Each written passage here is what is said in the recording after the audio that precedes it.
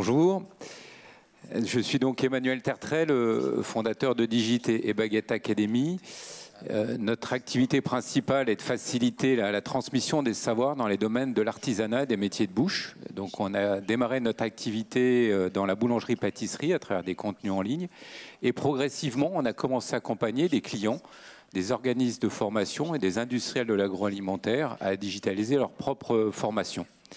Et c'est dans ce cadre qu'on a commencé à collaborer avec les Compagnons du Devoir il y a environ 5 ans. Et j'ai trouvé qu'il serait intéressant de mettre un peu plus en lumière le travail que font les compagnons, parce qu'on a souvent l'image un peu caricaturale des bâtisseurs de cathédrales. Mais quand on les connaît, on voit qu'au-delà de tout ça, il y a un travail de fond dans la transmission des savoirs qui est très important, des valeurs humaines très fortes, et un aspect sans doute moins connu qui est une culture de l'innovation pédagogique. Alors on se dit comment innover dans l'artisanat. Et donc on va témoigner, plutôt Bruno va témoigner aujourd'hui de cette partie-là. Je vais lui laisser la parole pour qu'il se présente et qu'il vous donne quelques chiffres clés, ce que sont les compagnons en 2022 aujourd'hui et en quoi ils se singularisent d'autres organismes de formation dans ce domaine-là. Merci. Ça marche? Oui. On a juste quelques chiffres pour présenter les compagnons, puis quelques principes. Alors, je vous remercie de m'accueillir. Et puis, je me faisais la réflexion, si vous accueillez des seniors sur la tech, c'est que vous devez être en difficulté quand même, mais on va essayer de redresser ça. Donc, les compagnons, c'est une grosse organisation, hein, les connus mais méconnus. Donc, vous voyez, on a plus de 11 000 apprenants, de jeunes de 15 ans jusqu'à 25-26 ans. C'est à peu près la tranche d'âge sur laquelle on forme des jeunes. On a 1500 salariés, près de 5000 bénévoles. En fait, ils sont plus de 10 000, mais 5000 bénévoles actifs. C'est important hein, parce que c'est la deuxième couronne de l'accompagnement. Et puis 90% des jeunes qui sont dans l'emploi, 30 métiers. Alors, comme le disait Emmanuel, on est souvent connoté sur les chantiers de cathédrales. Mais en fait, on a les métiers de bouche, on a les maroquiniers, les métiers du cuir, on a des tonneliers, on a des maréchaux ferrants. Enfin, on a toute une palette. On a de l'industrie. On est en chaudronnerie industrielle. Enfin, on a une complémentarité et une ouverture sur tous les métiers où il y a un geste. En fait, on a un principe, c'est qu'un métier chez les compagnons doit transformer la matière. Donc à partir de là, on a accueilli les fromagers il n'y a pas très longtemps, les vignerons, donc voilà que des bonnes choses. Maintenant, on sait recevoir. Je confirme, sur les salons, c'est le stand où il faut aller, il n'y a pas de souci. Voilà, donc en 2 mots, alors c'est une association alors, qui se revendique pas mal d'ancienneté, mais elle a été créée dans les années 40. Et sa vocation, c'est se perfectionner dans son métier, dans un esprit d'ouverture et de partage. C'est important parce qu'en fait, c'est la seule condition qu'un jeune arrête le compagnonnage, c'est quand il ne veut plus se perfectionner. Il n'y a pas de notion de prérequis, il n'y a pas de notion d'évolution ou de parcours plus ou moins rapide, même si les choses sont quand même organisées, rassurez-vous. Mais par contre, quand on estime qu'à un moment donné, on est arrivé au niveau, c'est plus la peine de rester. Que ça soit dans le cadre du Tour de France ou ailleurs. Alors, quatre piliers principaux, parce que c'est important de comprendre le contexte dans lequel le numérique va venir s'inscrire. Parce que le compagnonnage, c'est d'abord le métier. Hein, et le métier, chez nous, c'est quelque chose qui est porteur de beaucoup de valeurs. J'ai toujours la petite anecdote. Il y a pas mal de compagnons, charpentiers, je suis charpentier au départ, hein, donc, et qui continuent à se former et qui deviennent architectes. Chez nous, il est toujours compagnon charpentier. Il s'est spécialisé, mais il est toujours compagnon charpentier. Donc vous voyez un petit peu dans quel esprit on est. Le deuxième pilier, c'est le voyage. C'est certainement ce qui nous différencie le plus des autres organismes. C'est que la mobilité, chez nous, ce n'est pas une expérience, ce n'est pas une année de césure, c'est vraiment structurel. Avec tout ce que ça implique, parce que gérer de la mobilité, c'est compliqué, notamment pour les informaticiens. Et puis le troisième levier, c'est la communauté. Les jeunes vivent dans des communautés réelles, plus ou moins grandes, communauté virtuelle, parce qu'on va élargir cette communauté aux 5000 bénévoles, mais il y a dans cette communauté un engagement de vie sociale, participative, de prise de responsabilité progressive, qui fait qu'on développe le jeune dans toutes ses dimensions. Et le dernier point, c'est la transmission. Et la transmission, c'est l'idée que tout ce qu'on reçoit, on est amené à le donner très rapidement. À titre d'exemple, un apprenti qui est en 2e année s'occupe déjà d'intégrer les premières années, et cette chaîne de transmission, chez nous, est fondamentale. La plupart de nos formateurs techniques, il y en a à peu près 300, sont tous des jeunes compagnons très très jeunes, 22, 23 ans, qui sont pour des missions courtes, dans l'esprit de retransmettre ce qu'ils ont su à des plus jeunes. Donc voilà, en 2 mots, je ne sais pas si ça... Non, mais on l'a pu le constater lorsqu'on digitalisait des contenus. L'âge des formateurs qu'on avait en face de nous était relativement jeune, des gens qui avaient démarré le métier très tôt, mais d'une maturité professionnelle assez impressionnante dans ce domaine-là. Et il y a donc environ 6 ans, les compagnons ont démarré un programme innovant qui s'appelle API, Apprentissage par immersion en entreprise. Alors le nom est un peu évocateur, vous donne quelques pistes, mais je vais demander à Bruno qui vous donne un peu plus d'informations sur cette innovation pédagogique que vous avez lancée et vous continuez à expérimenter d'ailleurs. Alors c'est en 2016 que la réflexion démarre. Alors on a un système, c'est une association, on a des élus, donc le côté politique chez nous est très, très fort et très présent, et donc il y a une réflexion qui s'engage sur toutes les incertitudes qu'on connaît à l'époque, hein, on est entre les 2 réformes, notamment financières, et puis le président de l'époque de nous dire que depuis que la formation est financée, alors, je parle de formation professionnelle. Il faut réduire ça au champ de la formation professionnelle qui s'installe à partir des années de la loi Delors. Le financement commence là. Et au fur et à mesure, le temps de formation a augmenté, les financements ont augmenté avec, et ça a généré une espèce de spirale où les frais de structure et les coûts induits deviennent prioritaires. Et donc notre président nous dit, il faut qu'on retrouve une certaine indépendance financière face aux incertitudes et face à cette spirale de toujours plus. Et 2, se rappeler que, et là ça peut peut-être être un peu déconnecté, mais le travail est formateur et que le métier s'apprend dans l'entreprise. Donc la philosophie de l'API, c'est de remettre l'entreprise au cœur du dispositif de formation. Il y a une petite vidéo, c'est ça ? Oui, place aux jeunes. Voilà, place aux jeunes, et puis après j'expliquerai un petit peu le dispositif. Alors c'est du brut, hein.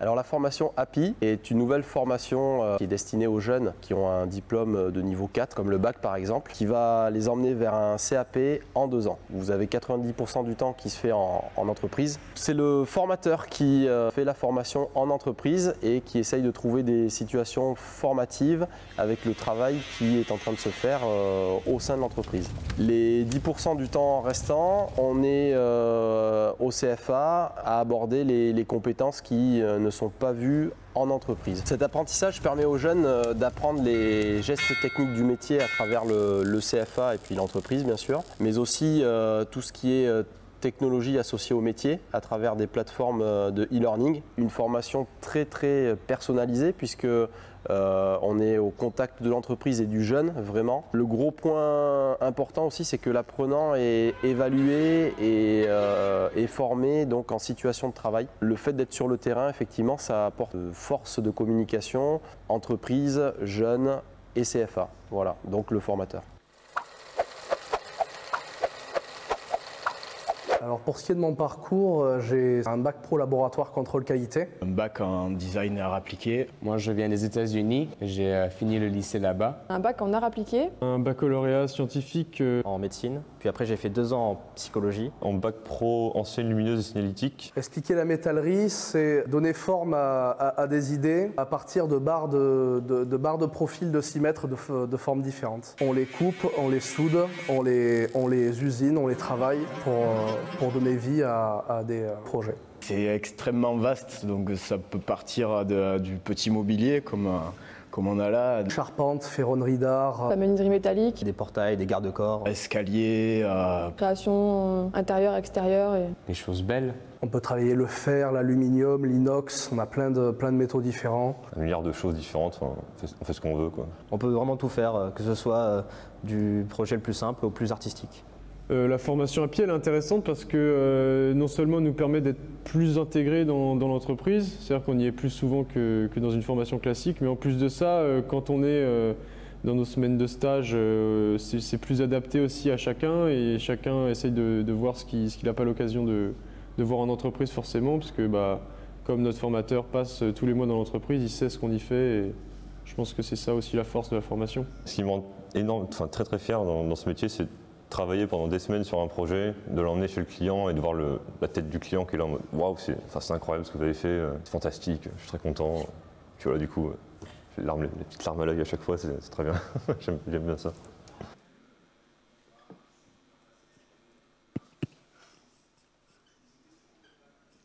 Tout est dit. En fait, c'était un concours que les jeunes ont fait, hein. C'est marqué au départ. Ils ont eu un prix pour ça. Donc en fait, le modèle API, je ne sais pas si on peut passer au slide d'après. C'est une formation hybride, vous l'avez compris. En fait, c'est centré sur l'entreprise. Donc le jeune, il va y passer 90% du temps, alors qu'habituellement, on est plutôt à 60-70%. Donc on est vraiment une forte présence dans l'entreprise. Le formateur va se déplacer une journée par mois. Donc, vous voyez, dans le modèle, le formateur, il est intégré dans l'entreprise, il a des formations en situation de travail, et entre les sessions, il y a du suivi des formations en AFEST. Il est outillé avec une plateforme, et on avait fait appel à Baguette Academy au départ sur étagère, et puis ensuite on a construit les contenus qui nous allaient bien. Donc le jeune est en capacité d'aller chercher la connaissance ou l'apport théorique nécessaire au moment où elle se présente dans la situation de travail, ça c'était important. Et puis le troisième lieu, c'est le présentiel, qui est réduit et qui a pour vocation vraiment d'apporter les apports nécessaires. Donc on est sur des semaines complètement adaptées, individualisées, même si c'est du collectif, parce que la force du collectif est importante. Donc on est réduit à 4-5 semaines, et en amont du démarrage, important, on prend les jeunes pendant 15 jours et on les forme à toutes les bases du métier, les formations réglementaires. Donc ils arrivent dans l'entreprise avec déjà un socle d'intégration. Et le formateur a un rôle toujours aussi clé puisqu'il se déplace en entreprise et suit les jeunes à distance à travers des visios, différents outils qui en fait, on en parlera peut-être après, sur les particularités de ces formateurs qui en font presque des moutons à 5 pattes aujourd'hui dans la filière. Et donc ces résultats API, Bruno a été humble, mais il ont des résultats extraordinaires, hein, parce que je crois que c'est plus 13 points quand même sur les examens de CAP par rapport à des CAP conventionnels, plus 50% de taux d'acquisition, le double de jeunes qui font le Tour de France, plus expertise métier, donc il n'y a que des plus. Finalement, quels sont les secrets de la réussite? Quels sont les facteurs clés de réussite d'un bon programme API? Et puis, un peu inhérent à ça, quels sont un peu les freins que vous avez pu constater depuis ces 6 années d'expérimentation? Alors, c'est un dispositif. Alors, en amont, il y a une ingénierie assez importante. Donc, on a une petite équipe d'ingénieurs pédagogiques, qu'on appelle pédagogiques, mais ça, c'est pas le terme adapté. En fait, c'est des ingénieurs en compétences. Et il y a une analyse donc des compétences métiers et la création des référentiels des situations de travail, c'est-à-dire celles qui vont offrir le plus d'opportunités de formation. Et en amont, donc, il y a une visite préalable avec l'entreprise et une forme de contrat, c'est-à-dire quelles sont les situations de travail que l'entreprise sera à même de mobiliser et d'impliquer le jeune. Ça, c'est vraiment le préalable, c'est l'engagement de l'entreprise à vouloir former.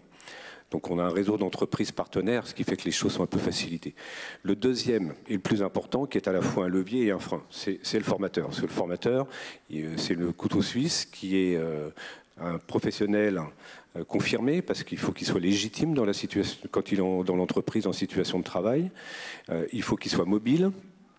Il faut qu'il soit doué avec les technologies numériques, ce qui n'est pas toujours compatible avec des gens plus ou moins seniors. Donc voilà, tout ça mis en place, c'est la force du système, mais c'est aussi sa faiblesse, parce qu'on a des difficultés quand même globalement à recruter ce profil. Et le troisième point de vigilance, c'est dans le modèle, le jeune est relativement livré à lui-même, même s'il y a un suivi, donc c'est sa capacité, son autonomie à s'emparer de ce type de formation. Donc on a fait cette expérimentation sur des publics déjà bacheliers, pour la simple raison qu'on n'a pas d'enseignement théorique autre que le professionnel. Donc il n'y a pas d'enseignement général. Ça, c'était la partie de l'expérimentation. Ce n'est pas pour autant que les publics bacheliers sont plus autonomes que les plus jeunes. Ça, c'est aussi un constat. C'est fini ? D'accord, non, il reste deux minutes. Donc, ce qu'on va faire, on va très rapidement poser la question. On constate que les résultats sont excellents, que ça demande beaucoup d'agilité.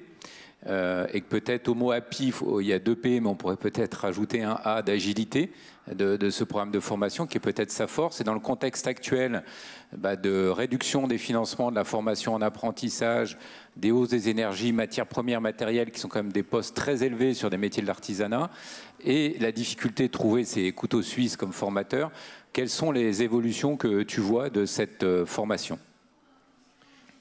Alors, les évolutions... Alors, déjà, on est en train de retravailler pour étendre l'expérimentation, qui porte quand même sur 11 métiers, mais 2 métiers de bouche et essentiellement des métiers du bâtiment. Donc, pour l'étendre à d'autres métiers, notamment, on va démarrer les maroquiniers. Et de ce fait, on va aussi avoir un pied dans le secteur industriel. Parce que ce dispositif est bien adapté à des entreprises petites et moyennes. Quand on commence à rentrer dans l'industrie, c'est un petit peu plus compliqué d'avoir accès aux ateliers, aux machines, etc. Donc, on va tester à travers ce métier de maroquinerie qui est à la fois artisanal et à la fois industriel. On est en train aussi de travailler la durée et puis surtout on est en train d'embarquer des nouveaux outils numériques parce que c'est là où il y a un levier de progrès, celui qui va permettre de fluidifier la relation apprenant en centre et notamment tout le suivi à distance de l'acquisition des compétences en situation de travail. Aujourd'hui, c'est très chronophage, donc on est en train de travailler avec une petite société qui s'appelle Campus Skill, qui développe une forme de carnet de liaison adapté. Et qui est membre des EdTech Lyon. Voilà, ça tombe bien. Bouclé. Je fais de la pub au passage. Bien joué. Et donc là, on expérimente avec eux cette année ce projet. Et on a aussi... alléger un petit peu les temps de déplacement parce que la mobilité et le périmètre géographique est aussi une contrainte et on l'a substitué avec des temps de visio. C'est des choses qui sont rentrées dans les mœurs. Donc on a augmenté la qualité du suivi, enfin tout du moins la fréquence, en réduisant les coûts de déplacement. Et puis l'idée, je vois que je suis rappelé, l'idée demain c'est que l'API traverse en fait toutes nos formations. On travaille ça, donc c'est ça l'agilité demain, c'est de se dire qu'aujourd'hui on est sur un format. Demain, je pense que le format il sera en fonction du jeune et de l'entreprise, du tout API au tout présentiel, même si on ne fait pas du tout présentiel, on va avoir un système agile qui se déplacera comme un curseur, suivant que l'entreprise est capable d'offrir les situations de travail au moment où on les requiert et suivant l'autonomie du jeune. Merci beaucoup.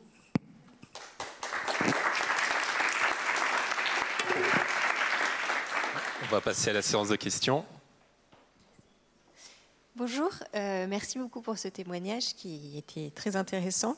J'avoue que j'étais très surprise parce que c'est l'image qu'on peut avoir des compagnons du devoir avec un savoir-faire et une transmission un peu ancestrale et en même temps cet esprit de partage et d'innovation surtout, donc tourné vers tout ce qui est nouveau.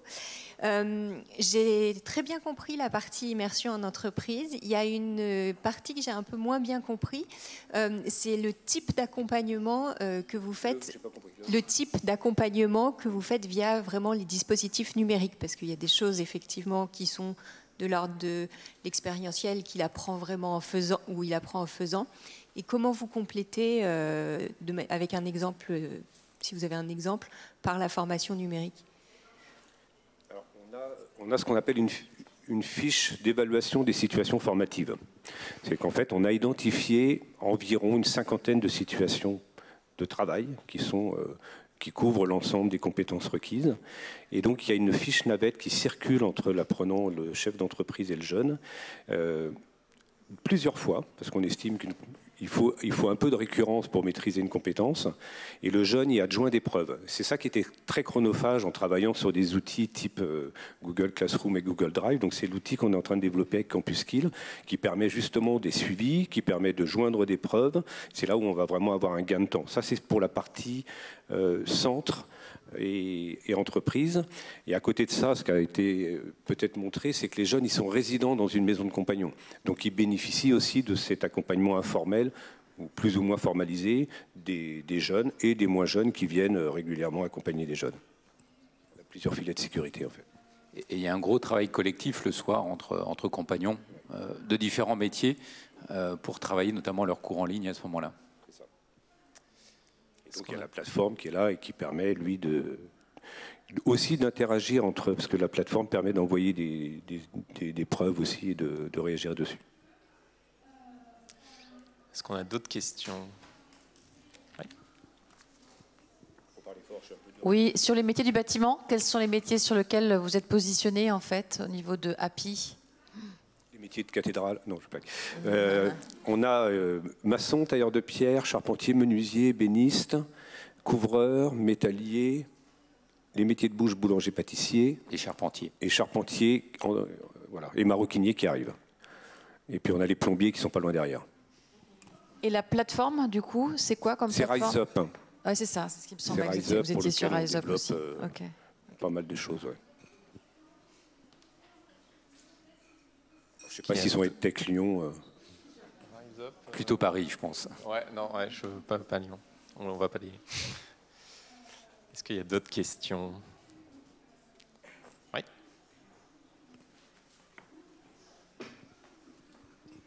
Merci.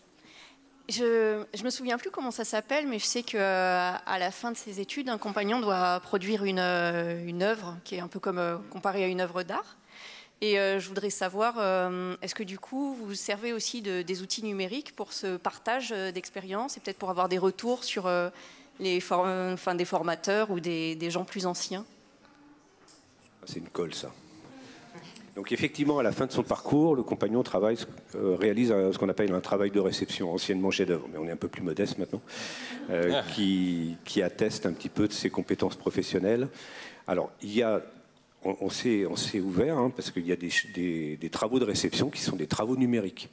On a des jeunes charpentiers qui ont construit toute une bibliothèque de données sur des logiciels type CADWork. Donc on a ces passerelles-là, mais tout le dispositif d'apprentissage, pour l'instant, il n'est pas numérisé. Hein. Non. Chaque chose en son temps. Parce que vous avez une multitude d'outils, par contre. Et vous avez une multitude d'outils numériques aujourd'hui.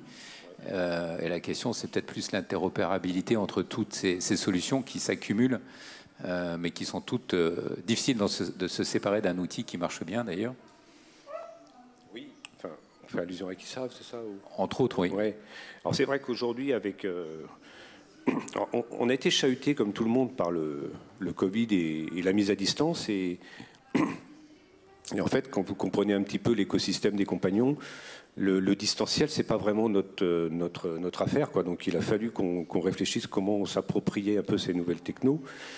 Et ces plateformes qui viennent en plus des outils existants avec ces logiciels, on a Ipareo, on a un vrai problème d'interface entre tous ces outils pour communiquer. Et puis on a un vrai débat en ce moment sur... Enfin, c'est plus qu'un débat. On a engagé un projet de rénovation de la formation. Et la priorité qu'on s'est donnée, c'est que le numérique doit nous permettre de faire une communauté augmentée. C'est ça qui va être la priorité de nos travaux, c'est une communauté et un partage augmenté avec tous les acteurs. Après, on a deux autres axes qui viennent se raccrocher, c'est des situations professionnelles augmentées. Et ça, c'est intéressant parce qu'on l'a vu dans les fabrications de e-learning. Moi, je pensais que ça allait pas fonctionner, mais en fait, on fait des prises de vue de gestes métiers qui sont dans des conditions tellement idéales qu'elles sont réutilisées ensuite dans les formations classiques. C'est beaucoup mieux pour un formateur de présenter une vidéo que de le faire lui-même. Donc, en fait, on a ça, plus la réalité augmentée et virtuelle qui viennent se greffer. Et le troisième axe sur lequel on va travailler, alors ces trois axes et ces trois temps aussi, parce qu'on ne va pas pouvoir tout faire en même temps, c'est la certification, c'est-à-dire comment le numérique va nous permettre de certifier nous-mêmes et après l'indépendance financière, c'est l'indépendance vis-à-vis des instances de certification. On est en train de créer nos propres diplômes, en fait.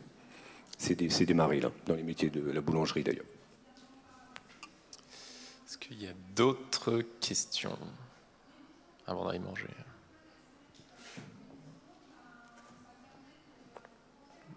Ah, une dernière.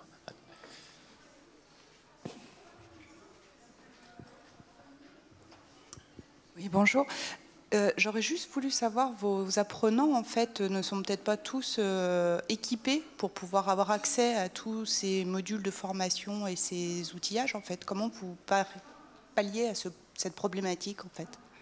C'est un vrai souci, ça, parce que... Alors, l'API, c'est une expérimentation, c'est 150 jeunes, hein, donc c'est pas non plus les 11 000. On a acheté des ordinateurs au départ. Et là, on est, comme avec la loi, la réforme, avant, on avait les conseils régionaux qui nous aidaient pas mal. Donc maintenant, ça fait partie du coût contrat. Et suivant les OPCO, il y a plus ou moins de financement sur ces lignes-là. Donc on a dans le bâtiment, globalement, des aides intéressantes. C'est moins vrai dans d'autres secteurs d'activité. Donc demain, en fait, l'ordinateur fera partie de la caisse à outils. C'est un petit peu la philosophie. On a des caisses à outils puisqu'on est dans des métiers manuels et l'ordinateur va prendre sa place dedans. Il faut qu'il soit résistant. Ça m'est arrivé en plus. Merci beaucoup. Merci pour votre témoignage.